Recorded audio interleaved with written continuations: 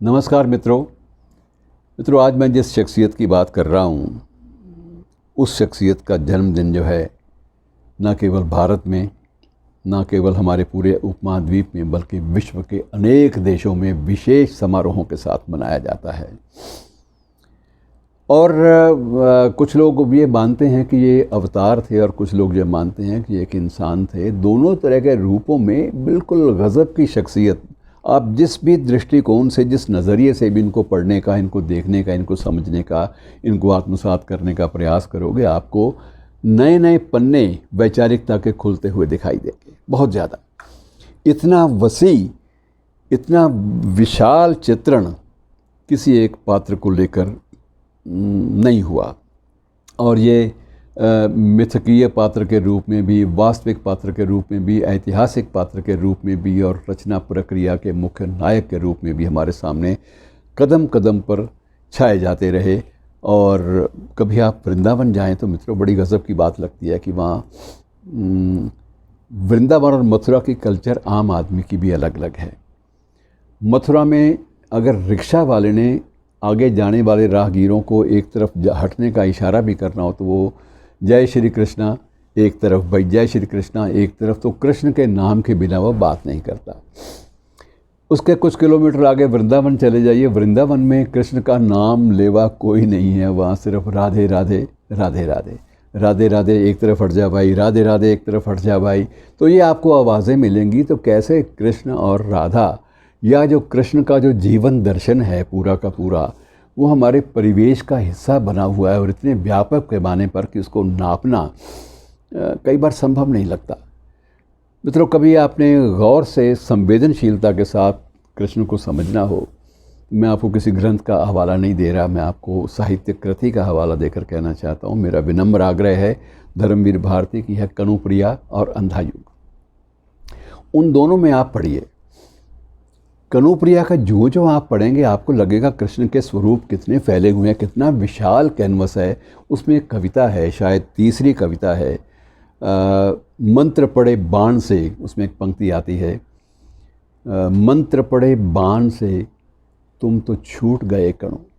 जैसे मंत्र पड़ा हुआ बाण होता है, लौटता नहीं है।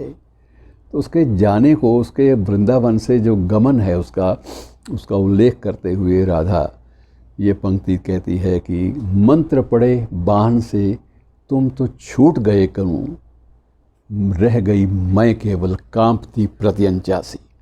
डोरी कांपती है और कहती मैं तो डोरी की तरह से, प्रत्यंचा की तरह से मैं तो कांपती रह गई, और तुम बिल्कुल ऐसे चले गए जैसे मंत्र पड़ा बाण छूटता है। और उसमें एक कविता है विशेष रूप से, तुम मेरे कौन हो कणु, मैं तो आज तक नहीं जान पाई।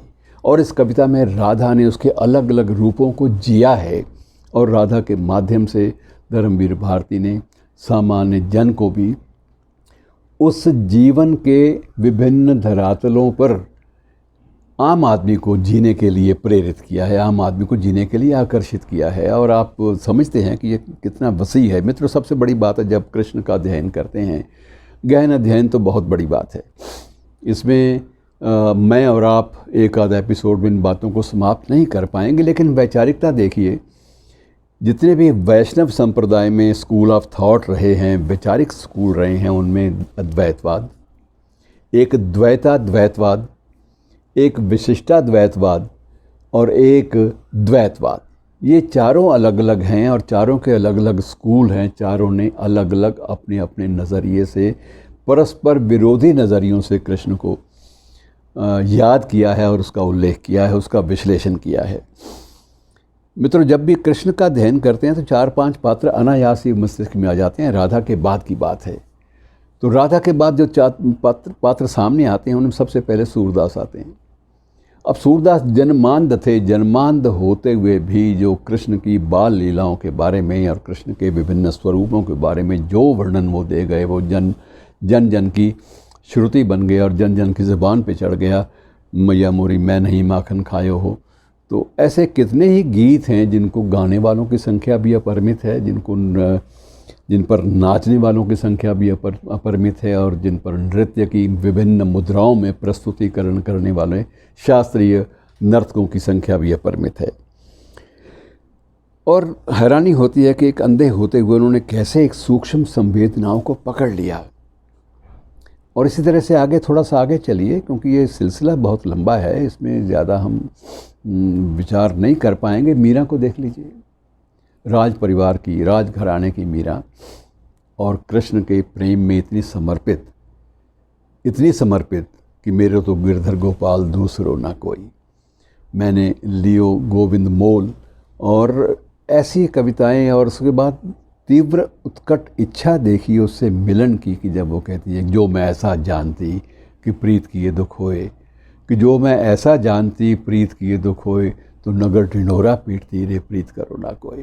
मतलब ये है कि जिस समर्पण भाव से मीरा ने, सूरदास ने और इन पात्रों ने उसको जिया, और उसके बाद रसखान अपना पूरा का पूरा मज़हब जो है वो उसको एक तरफ ताक पे रख के, उसने ना तो कुरान शरीफ छोड़ी थी, वो बाकायदा नमाज भी पढ़ता था, लेकिन कृष्ण का इतना दीवाना कि वो बार बार यही प्रार्थना करता कि जो खग हों तो बसेरा करो, इन्हीं कालिंदी कूल कदम्ब की डारन, कि अगर हे मेरे अल्लाह, मुझे, हे मेरे ईश्वर, अगर मुझे अगले जन्म में परिंदा बनाना हो तो मुझे कालिंदी यमुना के किनारे किसी दरख्त पे बैठने वाला परिंदा बना देना।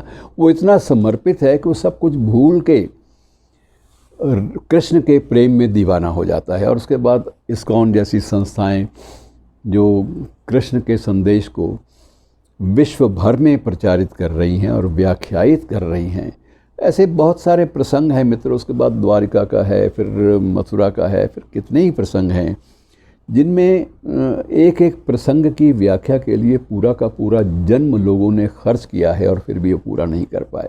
फिर उनकी गीता, अब गीता का जिक्र ना करें तो भी संभव नहीं है, कृष्ण का एक अधूरापन सामने आएगा। लेकिन गीता देखिए, अब एक ऐसा ग्रंथ, एक ऐसी संक्षिप्त सी संवाद की शैली में दिया गया संदेश, कृष्ण का जीवन का दर्शन समझाने का जो उन्होंने एक उपक्रम किया अर्जुन को मोह से निकालने के लिए, अब वो ऐसा अजब संदेश है जो आज भी उसका 18वां अध्याय मरता हुआ आदमी सुनना चाहता है, और जीने वाला जो आदमी है उसको नित्य एक उसका अध्याय ज़रूर पढ़कर अपनी दैनंदिनी, अपना रोज़मर्रा का काम शुरू करना चाहता है। तो कितनी गहन चिंतन की धाराओं से कृष्ण गुजरे, और उन्होंने अपने फॉलोवर्स को, अपने जितने भी शिष्य थे, अपने पीछे चलने वाले, उनको मानने वाले, उनमें आस्था रखने वाले लोगों को चलाया। ये एक बड़ी अद्भुत पात्र की कहानी है मित्रों। अब कृष्ण जन्माष्टमी की पूर्व संध्या पर हम लोग आपस में बात कर रहे हैं, और कितने अलग अलग रूपों में कृष्ण को जिया गया और जिया जा रहा है आज भी, हज़ारों वर्ष बाद भी।